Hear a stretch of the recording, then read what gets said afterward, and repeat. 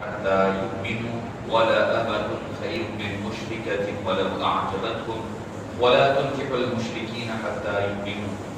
صدق الله العظيم وبلغنا وسندنا رسوله النبي الأمين الكريم ونحن على ذلك لمن الشاهدين والشاكرين والحمد لله رب العالمين. إن الله وملائكته يصلون على النبي يا أيها الذين آمنوا صلوا عليه وسلموا تسليما. اللهم صل على سيدنا محمد وعلى آله وصحبه أفضل صلواتك وعدد معلوماتك وبارك وسلم. معزز سامعین کرام، شفیع بزرگ اور عزیز ساتھیوں، مختصر گفتگو کے دوران آپ اور ہم اگر بڑا اہم مسئلہ وقت کی ضرورت جس پر بہت کم لکھا اور کہا جا رہا ہے، جو وقت کا بہت ہی نازک ترین مسئلہ ہے، جس کے لیے میں سمجھتا ہوں کہ ہر ملت کا ہر فرد ذمہ دار ہے اور کل قیامت کے دن ہر فرد سے اس کی پوچھ ہونے والی ہے. وہ مسئلہ کیا ہے جو میں نے آیت کریمہ سورہ بقرہ کی پڑھنے کی تلاوت کا شرف حاصل کیا؟ اللہ عز و جل ارشاد فرماتا ہے وَلَا تُنْكِحُوا الْمُشْرِكِينَ حَتَّى يُؤْمِنُوا. مشرک لوگوں سے، مردوں سے جب تک نکاح نہ کرو جب تک کہ وہ مومن نہ ہو جائیں. وَلَأَمَةٌ خَيْرٌ مِّن مُشْرِكَةٍ وَلَوْ أَعْجَبَتْكُمْ. اور جو ایک لڑکی ہے، عورت ہے، بہت بہتر ہے جو غیر مسلم ہے، مشرکہ ہے، وہ بہت اس سے کئی گنا بہتر ایک مومن لڑکی ہے. وَلَوْ أَعْجَبَتْكُمْ. چاہے وہ تمہیں کتنی ہی پسند کیوں نہ آتے ہو، کسی بھی اعتبار سے تمہیں بہت اچھی لگتی ہو، اس کے باوجود مومن لڑکی مشرک لڑکی سے دنیا کے اعتبار سے بھی، آخرت کے اعتبار سے بھی بہتر ہے. تو معزز سامعین کرام، موجودہ دور میں ہم اور آپ اخبارات اٹھا کر کے دیکھیں، چاہے اردو اخبار ہو، چاہے انگلش اخبار ہو، نیوز اٹھا کر کے پڑھیں، یا پھر آپ سوشل میڈیا کے ذریعے سے دیکھیں، کتنے ایسی نیوزز آ رہی ہے کہ کتنی ایسی اطلاعات آ رہی ہے جس میں کہ مسلم لڑکیاں غیر مسلموں سے نکاح شادی کر رہی ہیں. نکاح تو میں کہہ بھی نہیں سکتا کیونکہ نکاح تو ہوتا ہی نہیں ہے، شادی کر رہی ہیں، میرجز ہو رہی ہیں، اور کتنے مسلم لڑکے غیر مسلم لڑکیوں سے شادیاں کر رہی ہیں. یہ صرف وقتی طور پر صرف سن لینا اور افسوس کا اظہار کرنا. ہمارا معاملہ یہ ہو گیا ہے، ہم لوگ عوام ہو یا خواص ہو، ان کو پسند اختلافی موضوعات آ رہی ہیں.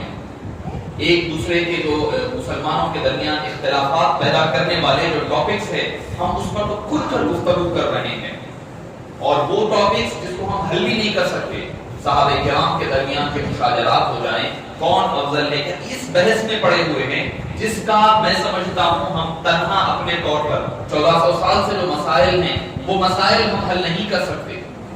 جو 1400 سال پہلے واقعات ہوئے ہیں اس کو، جو صحابہ کرام کے مابین ہو، جو یہ معاملات ہوئے ہیں، ہم اس کو تو تبدیل نہیں کر سکتے، نہ ہم اس کو حل کر سکتے ہیں.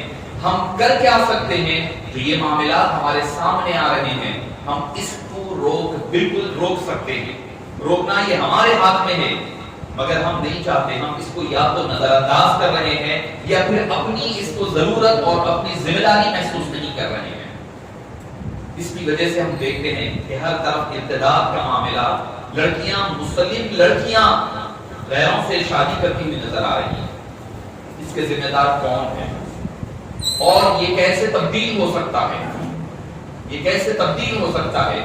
نکاح تو ہوتا ہی نہیں ہے. یاد رکھیں، میں فقہی مسئلہ بتا دوں، اگر کوئی لڑکی یا لڑکا کسی غیر مسلم یعنی مشرک یا کافر سے نکاح یا شادی کرتی ہیں یا کرتا ہے تو وہ شادی اور نکاح نہیں ہوتا، بلکہ جتنی زندگی وہ لوگ ساتھ رہیں گے وہ زناکاری اور حرام کاری میں گزرے گی.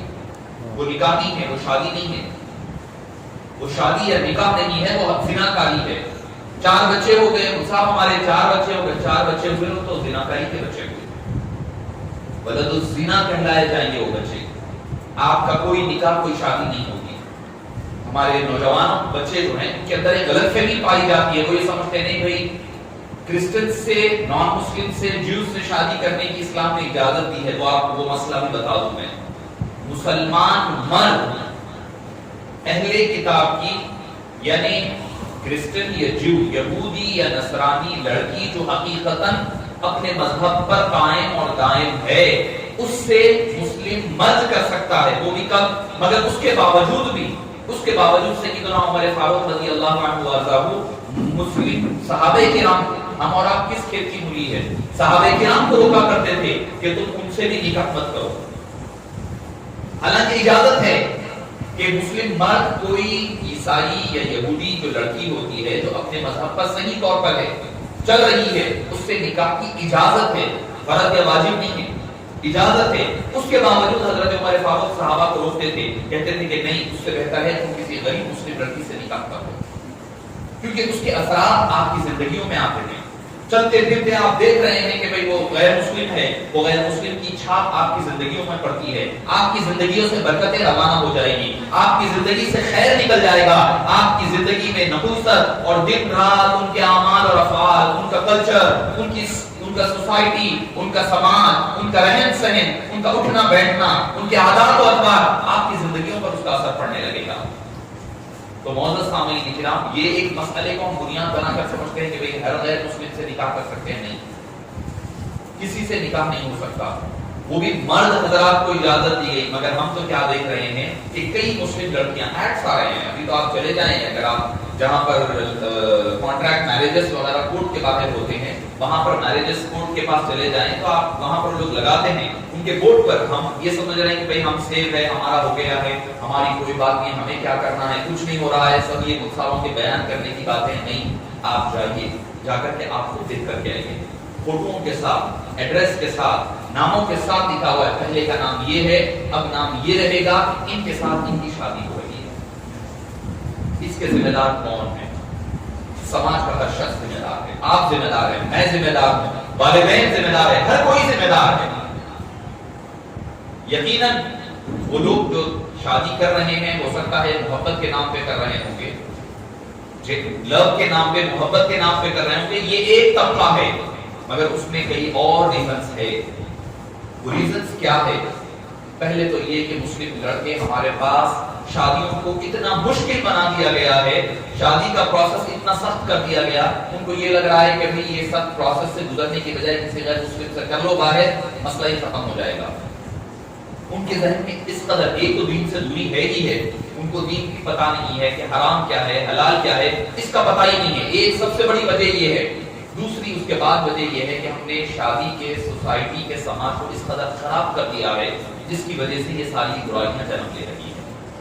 صرف ہم کالجز کو یا اسکولز کو یا انٹرنیٹ یا موبائل کو ہی ذمہ دار، سوشل میڈیا کو کہہ کر ہم اپنا پلہ نہیں جھاڑ سکتے۔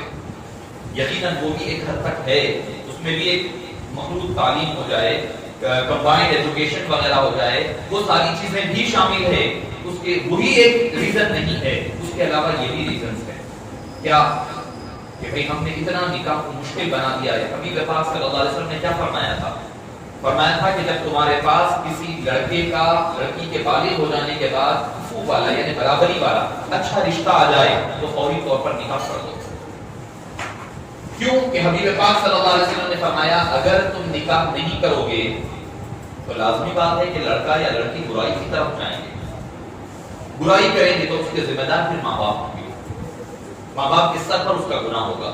تو معزز سامعین، کیا ہم سوسائٹی میں یہی دیکھ رہے ہیں؟ کیا دیکھنے میں آ رہا ہے کہ بھئی نکاح کرنے کے لیے لڑکا سیٹل ہونی چاہیے، لڑکا باہر رہنا چاہیے، وہ بھی آج کل ادھر گلف میں بھی نہیں، سعودی وغیرہ میں بھی نہیں چاہیے لڑکا، کیونکہ وہاں کے حالات اسٹیبل نہیں ہیں، تو لہٰذا یو کے کا، آسٹریلیا کا، کینیڈا کا بچہ ہونا، وہاں پر ویل سیٹل ہونا۔ میں آپ کو یہ حقیقت بتا رہا ہوں، جو لڑکی والے ہیں، ہم یہ سمجھ رہے ہیں کہ لڑکی والوں پر ظلم ہو رہا ہے، لڑکی والوں کے لیے مسائل ہو رہے ہیں، نہیں، لڑکی والے اس سے زیادہ مسائل آج لڑکوں کی شادیوں کے لیے کھڑے کر رہے ہیں۔ لڑکا ویل سیٹل ہونا، کینیڈا میں ہونا، آسٹریلیا میں ہونا، فلاں ہونا، اس کے اتنے گھر ہونا، اس کی چھوٹی فیملی ہونا۔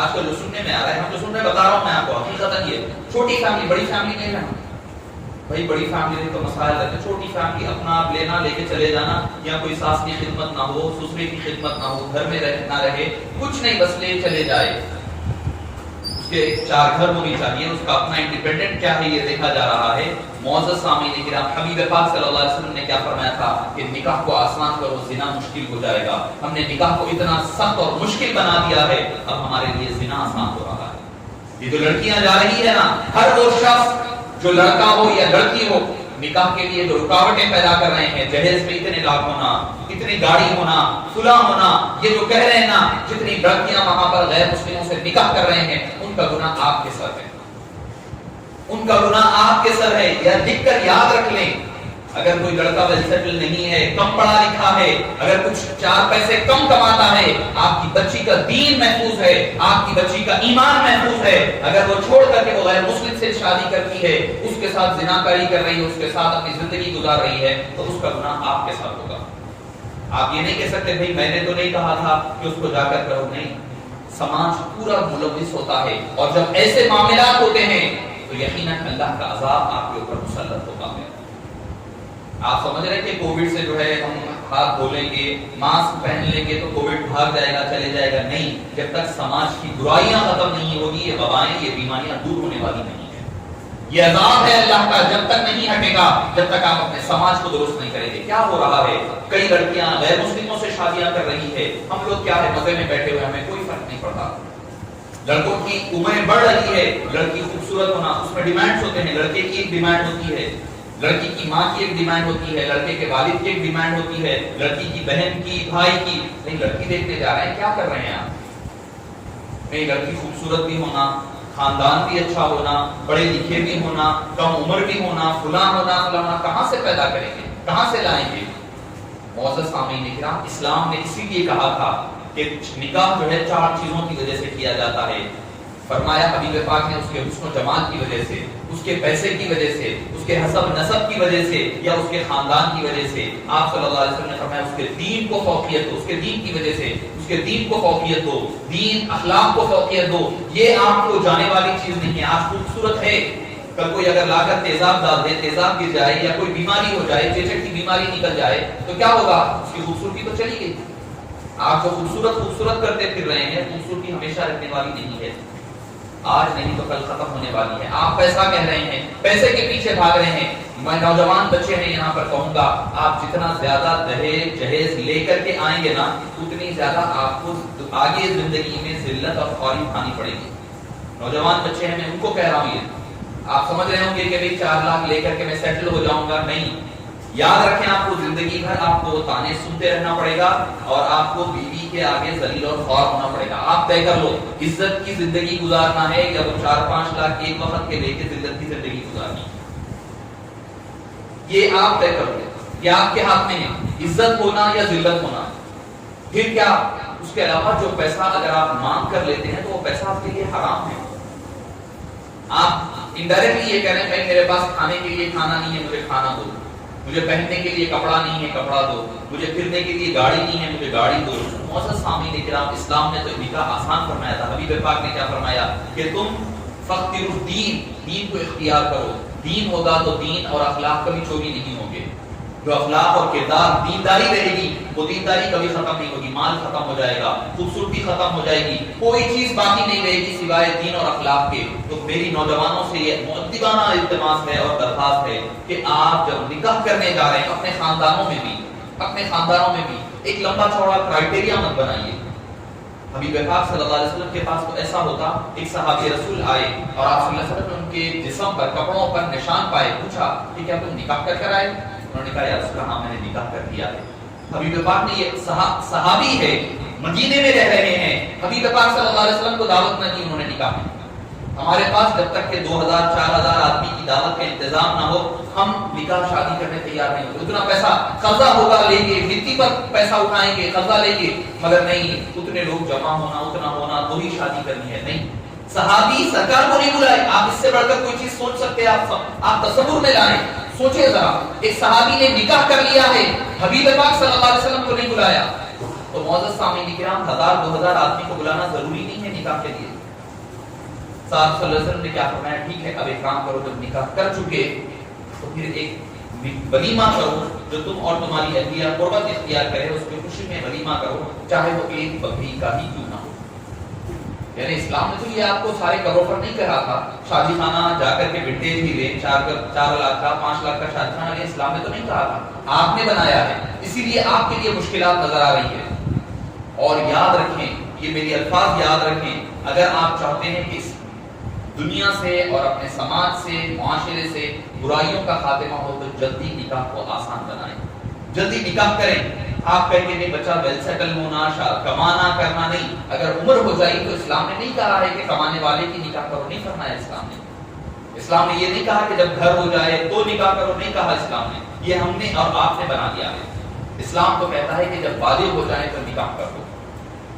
فرمایا کہ توبہ میں تاخیر مت کرو، نماز میں تاخیر مت کرو اور نکاح میں تاخیر مت کرو، اور پھر فرمایا اس کے علاوہ جب کوئی مر جائے تو اس کے نماز جنازہ میں تاخیر مت کرو، جب کسی سے قرض لو تو پھر واپسی میں تاخیر مت کرو۔ معزز سامعین کرام، ہم یہ پانچوں چیزوں میں تاخیر کرتے ہیں۔ توبہ کیا چیز ہے ہمیں نہیں پتا، نماز اللہ ہی محافظ ہے، نکاح میں لڑکوں کی عمر 30 سال ہو رہی ہے، ماں باپ اور یہ بھی میں ماں باپ بھی ہیں ان کو بھی کہوں گا، والدین بھی ہے، ان کا کیا ہے کہ بھئی لڑکا کما رہا ہے پر بھئی جلدی نکاح شادی کر دیں گے تو بچہ بیوی کا ہو جائے گا، ہمیں کما کر کیا دے گا، کمائی ادھر چلی جائے گی، لہذا شادی مت کرو۔ یہ بھی ایک برائی ہے ہمارے سماج میں، ہم لوگ ایڈریس کرنے، یہ بات بولنے سے جھجکتے، کیوں جھجکتے؟ یہ حقیقت ہے، یہ آئینہ ہے، ہمیں دیکھنا پڑے گا۔ یہ جب چیزیں ہیں تو جب یہ دور ہوگی تب جا کر کے آپ کو یہ جو ابتداء ہے، یہ جو لڑکیوں کا غیر مسلموں سے شادی ہونا ہے، یہ ختم ہوگا۔ اگر آپ یہ ختم کرنا چاہتے ہیں تو اس طرف آپ کو ایڈریس کرنا پڑے گا۔ شادی میں تاخیر ہو رہی ہے، لڑکیاں نہیں ابھی تو پڑھائی ہو رہی ہے، نہیں پڑھائی کرنا فرض نہیں ہے، پھر ابھی فرسٹ ایئر میں ہے، سیکنڈ ایئر میں، ٹھیک ہے، اسلام نے تو آپ کو نہیں کہا ہے۔ آپ کی ذمہ داری کیا ہے؟ اگر خدا نہ خواستہ کوئی معاملات ہو جائیں، آپ دنیا سے چلے جائیں تو آپ کی ذمہ داری، آپ اللہ کے نزدیک، والدین کو کہہ رہا ہوں، اگر بچی کا نکاح نہیں کرے، شادی نہیں کر کے چلے گئے، خدا نہ خواستہ کوئی برائی کی طرف لڑکی چلی جائے یا لڑکا چلے جائے یا پھر آپ دنیا سے گزر جائیں تو آپ کی جو ذمہ داری تھی آپ نے وہ ذمہ داری چھوڑ دی ہے، آپ نے وہ ذمہ داری پوری نہیں کی، آپ اللہ کے نزدیک جواب دے رہے ہیں۔ پھر فرمایا کہ قرضہ دینے میں جلدی کرو۔ ہمارے پاس یہ بھی تاخیر، قرضہ لے لیتے ہیں، قرضہ حسنہ جس کو ہم کہتے ہیں، اچھا قرضہ کہتے ہیں، اس کا ہم نے الٹا مطلب اردو کا حسنہ بنا دیا ہے، جب کوئی واپس مانگنے آئے تو الٹا حسنہ کر دینا۔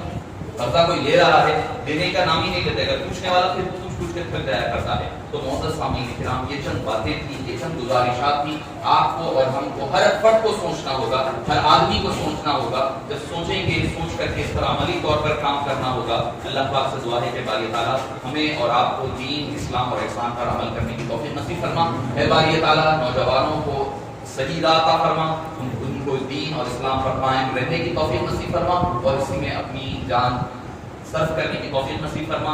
اے باری تعالیٰ جتنے پریشان ہیں اپنی پریشانیوں کو دور فرما، جتنے بیمار ہیں انہیں شفا عطا فرما، جو مہلک بیماریوں میں مبتلا ہے ان پر رحم فرما، ان پر کرم فرما۔ صلی اللہ تعالی وسلم علی سیدنا محمد و آلہ و صحبہ اجمعین والحمد للہ رب العالمین۔